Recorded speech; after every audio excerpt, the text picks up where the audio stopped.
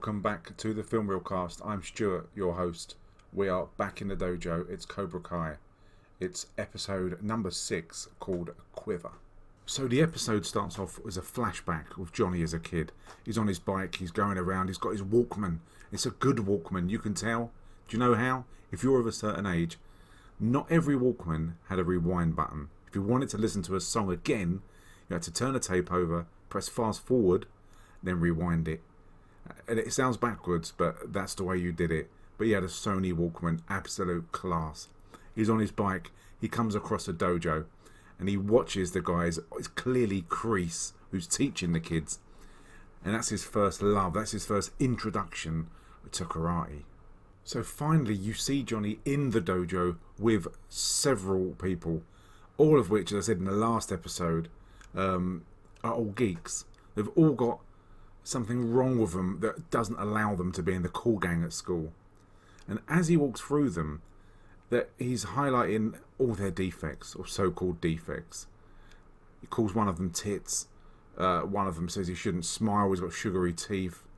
And the other one's just small, weak, it just shouldn't be there. And when I watched this, I didn't know whether it was Johnny's way of character building, of saying to the kids, these are your defects, but they don't change you as a person, you can still be a Cobra Kai. And if that is what he meant, it doesn't come across like that. It comes across that he would rather have a dojo full of jocks, people who already look the part but can't do karate, and he's pissed off that the dojo is full of people that he would have bullied when he was at school. Remember, he bullied Daniel. So it's strange, and it doesn't set a good precedence with regards to marketing, to have a load of victims there who want to protect themselves, get the confidence and learn karate, to have your sensei there bullying them and putting everyone down. And specifically, he picks on Eli.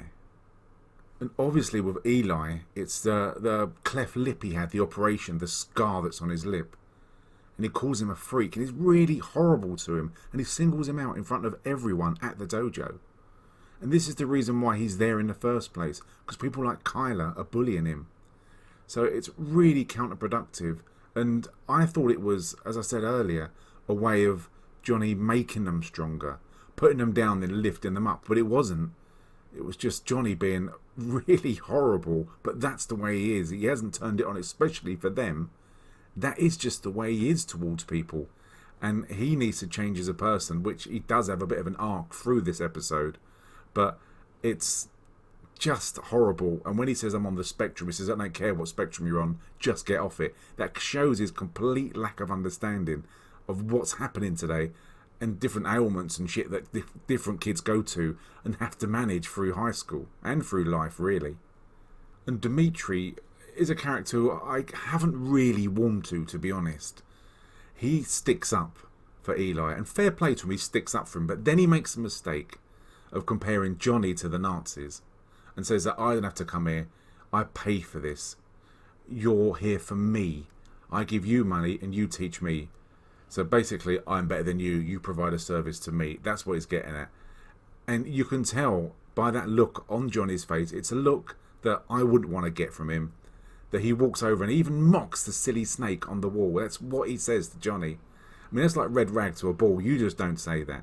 And Johnny walks over there and says, punch me. And he says, this is weak, this is pathetic, this is a girl's punch, come on, punch me. And he blocks him with one hand, he throws him to the floor, which is pretty impressive. But he kind of deserves it, but it's not the best way, it's not the best customer service to get more kids joining by beating the shit out of them. So Sam clearly has an interest now in Miguel. It was highlighted last time. Miguel stuck up for her. He came in the canteen. He was the knight in shining armour. Even I think she could have taken care of herself, but he came in and stuck up for her. For that, she has a soft spot for him. And you can tell in the science class where she's got no partner, she sits with Dimitri and she sits with Miguel. And she really does bond with Miguel. The way they look at each other, you know there's chemistry there. And she even advises him on karate. Great roundhouse, but you didn't have the stance right. You could have generated more power.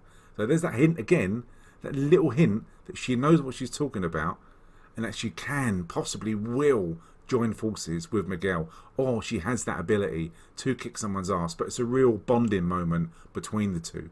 So even in the next session of the karate at Cobra Kai, Johnny again has a go at Eli, and this time Eli is pissed off, sick of being singled out with his disability. It's not a disability, it's a scar. It's part of him. It's an operation he had. He highlights that, but that isn't good enough. That's a sign of weakness. So he has enough, and fair play, he walks out, and I would as well. And Miguel even says to Johnny afterwards, these are people like me. Before I did what I did, before you taught me, and I kicked Kyler's ass, I was one of these people. I was picked on, I was bullied. Johnny should know that. In the very first episode, Johnny helped Miguel out because he was getting his ass kicked. And he says, I'm no different to these people that you're being horrible to. So quit it, they're clients, they'll give you money. And that really does make Johnny think. It doesn't look at it at the time, but I think the penny's starting to drop with Johnny. And there's a nice nostalgic moment again when Johnny's back at his flat, his apartment, and he finds that Walkman. I don't know why he hasn't found it before, but it's sitting right in front of him. And he finds that Walkman, and the batteries he uses must be the best batteries ever. Duracell, they ain't, because these are the best batteries. This is probably 20 years old, the flashback he had. And the Walkman, the batteries still work. He still plays that same tape. It's not stretched. He still plays a tape. And he has a flashback to when he back at his home address, when he's trying to get his mum on board. And she loves it that he's got an interest. But Sid comes in. Remember Sid? Good old Sid. Shoots down any idea, any ambition. And he says it's a load of crap. Karate is rubbish. You've been through so many phases. This is just another one. But he does support him in his own kind of way, and you can see where Johnny gets his style of support from. And it's a nice flashback, and it's a nice moment, and it makes Johnny realise that he has been a shit, that he was younger and he was picked on, he had a hard time, and his mum was there to support him, and he's got to be the person here to support all the other kids in his dojo to try and make them stronger and get that confidence. It's a really good moment, really effective. So you're introduced to Robby, who he's gone for his job at LaRusso garage. He's got the job, and he's like kind of like a handyman. He goes around, he'll clean up, he'll sort the paperwork out, stick stickers on the car, things like that. And by all accounts, it looks like he's doing really well. He's working really hard, which is, I thought he went there, and he says he's going there for shits and giggles. So when his dad sees that he's working there, he'll be really pissed because he hates LaRusso. But deep down, it looks like he's been accepted by everyone at the garage, and that he's working really hard, and he's getting really good feedback. Even LaRusso's cousin said that he's working hard and he's a great asset. But it's Louis, remember the Laurel and Hardy of the cousins, Louis is the one who plays a prank on him. And he says, if you want to get in the good books, we have rotations on the cars. Move the Porsche and it will go down really well with like you're doing things for yourself. So he gives him the keys to the Porsche, and he starts it, poor Robby starts it thinking he's doing the right thing. But Daniel comes over and rips him a new arsehole, which doesn't go down well. And the next scene for me didn't really work. It seemed a bit false. That Robby just walks out and he's followed by Daniel, who realises he's made a mistake, that he shouldn't have flipped at him, and that he was there and he was pranked by Louis. And as he walks behind Robby to stop him, Robby turns around as if to punch Daniel. But obviously Daniel's the karate kid. He can't get punched. So he blocks it and says, whoa, what's going on? What's going on?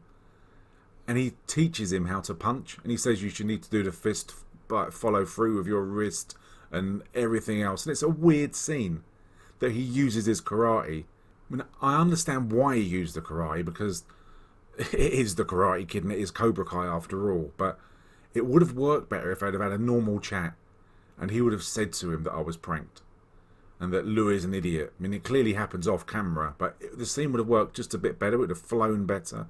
But you do see them bond there, and that Daniel is looking for someone to spar with, to teach karate to, and possibly Robby's going to be that person. So Daniel goes to see Sam and says, do you want to learn karate? Do you fancy sparring? Like, we haven't done it for ages. Come on, let's spar. It'll be great fun. And she's not interested. She's on social media. She's checking out Miguel. She just doesn't care. But she does get messages that she's being bullied. Again, probably from Yasmin and Moon, who aren't in this episode. But she is getting bullied via social media. So he goes and asks his wife, and his wife turns him down and says, the last time we played in the dojo, Anthony came along. And he goes to see Anthony, the lazy one, so lazy. He's playing his PS Vita. He doesn't want to move. All he does is have energy drinks and sit on his ass. He's a real letdown. He's the opposite to what everything Daniel was at that age. And he's such a spoilt little kid. And Daniel's disappointed. You can see he's disappointed. But it's quite true, and it's quite a reflection on a lot of kids who just sit down and do fuck all and just play video games, go on Facebook, go on Snapchat, watch YouTube, and they just forget the skill of communication and the art of exercise. So it's pretty realistic. So Robby's pretty forgiving. He forgives Louis, and he gets that t-shirt that he wants. He wants acceptance. He's asking for, do I get a t-shirt with my name on? Amanda gives him that. And he still forgives Louis, and Louis still hasn't had enough. So he gives Robby an envelope and says, these are the hard copy of the sale figures. Daniel likes to have them every night. Can you deliver them? So he takes them over there. And funnily enough, they're not. They're a porno magazine, and he's pranked him again. And it really highlights that Louis is a dick. Twice would have been fine. You could have got away with it. I mean, it does happen. When you work in these places, when you're the youngster, it does happen. I mean, I remember when I worked with my dad in a printing company that we had to stir the chemicals, and they told me that you need to wear this special mask because the chemicals are that strong. And they said they didn't have the mask at the time. So what they did was that they cut a hole in a cardboard box, put sellotape over the front of it. They put it on my head, and I stirred it. And because it was my first day, you want to impress. So I stirred all of these printing chemicals with this cardboard box on my head, really proud of myself that I'm joining in, that I'm willing to put this box on my head to stir the chemicals to impress everyone. Little did I know, they called my dad up, and my dad, bless him, watched me stir these chemicals thinking, oh my God, you're a complete prat. I turned around really proud to find out he was there pissing himself laughing. And you not bully the new kid. It is character building, and there is a difference. And I went through it, and everyone will go through it. Maybe not now, because the millennials are so bloody soft. But Daniel's really pleased that Robby turned up. And he asks him, he offers him if he wants to spar. And he says yes. So there's that real bond there. And I think that's going to really have an effect. Especially if Sam sees him, Sam likes him. And then you've got that rivalry still between Sam and Miguel. And you've got the rivalry again, which will bring both schools, whether Daniel has a school or whether he just teaches him privately. But you've got Daniel and Johnny again, that rivalry. So it's really bubbling up under the surface. But it's very exciting because you know it's going to happen. And it's like lighting the fuse. You're just waiting for it to blow up. And is it going to blow up first between Johnny and Daniel, or is it going to blow up first when there's that love triangle between Sam, Miguel and Robby? But something is definitely going to happen. So back in the dojo at Cobra Kai, Johnny's had that eureka moment where he realises that he's been really, really horrible to a lot of his students. And he apologises to them the best way he can. He doesn't actually say sorry, because I don't think Johnny ever says sorry. But he does apologise to them and says that I was once like you, but look at me now. And you can become the way I am now, as strong and as confident and basically a lethal weapon. And that's what he wants. He will strike first. He will strike hard. And he says that to them. And it's all about pain. And that crease moment really shines through, where he's got these nice kids and he's going to teach them to take no shit whatsoever. But remember, Mr. Miyagi said karate is for self-defense only. It's not for attack. And I think Johnny's style, because of what he's been used to, what he was taught by Kreese, he doesn't know any different. So Johnny's style with these kids is going to be pretty hard. And to top it off, when he gives that speech, in comes in, that doesn't make sense, but in walks Eli. And Eli's got a mohawk, and Eli looks a proper badass. He's got his clothes changed. He looks more street, more trendy, more punk. And he's got a brilliant mohawk with like dyed blue at the top. And he walks in with such swagger. And Johnny is over the moon and even calls him Hawk, which is a quality nickname. and he stands there and he takes, he's taking no shit, he's confident, he's going to kick someone's ass, and he's gone up, he's just looks so good. So he now got the whole dojo behind him, and there's a brilliant shot where it ends, where John is smiling, he's got everyone there and he's got everyone revved up, and it's just such a good way to end. So that was episode 6, and I really enjoyed that. I thought it was really good.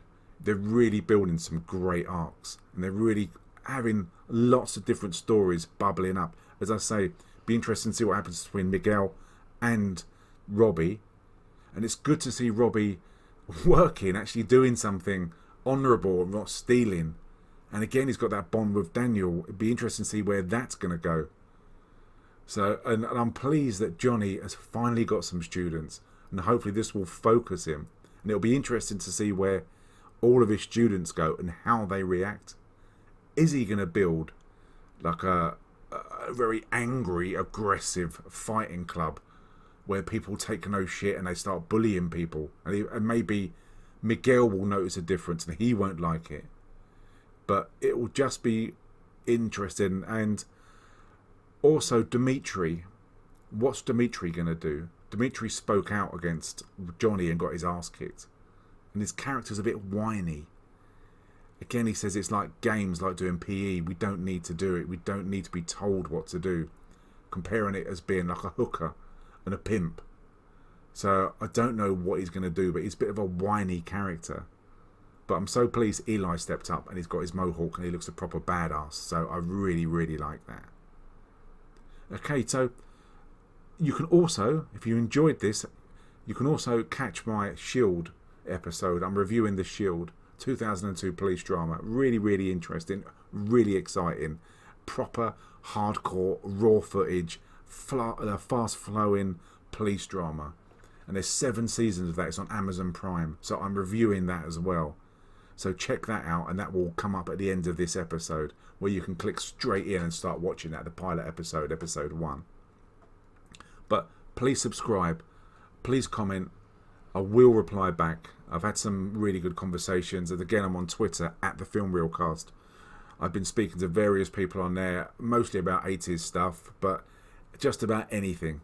So comment, subscribe, join, and we can just have some real great conversations about TV, films, anything whatsoever. Okay, I'm Stuart, this is the Film Reelcast, and catch me next for episode 7 of Cobra Kai and episode 8, I believe, of The Shield.